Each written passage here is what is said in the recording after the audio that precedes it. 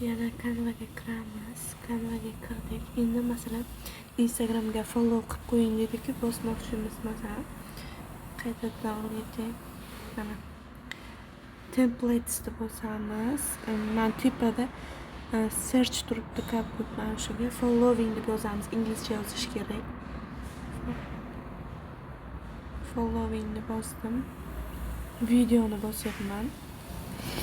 Masalan ko'ryapman qani menga qaysi biri ko'proq yoqadi. Hozir masalan mana buni tanladim. Tanlagan use template deb bosaman. Bu rasmda tanladim.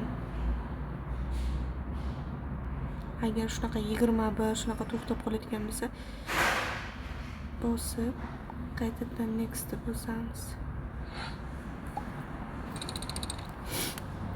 Mana shu username ustiga bitta bosdim. Delete qilib mana bu o'sha ruchkacha ustiga bosdim hozir. Mana bu qaytadan o'chiraman.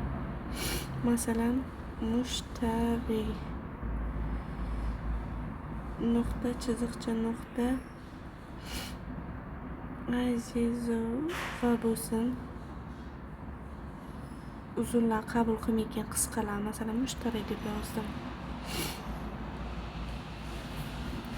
Endi buni export deb bosamiz. Export without mana shuni bosamiz. TikTok belgisini saqlanib qilib beramiz.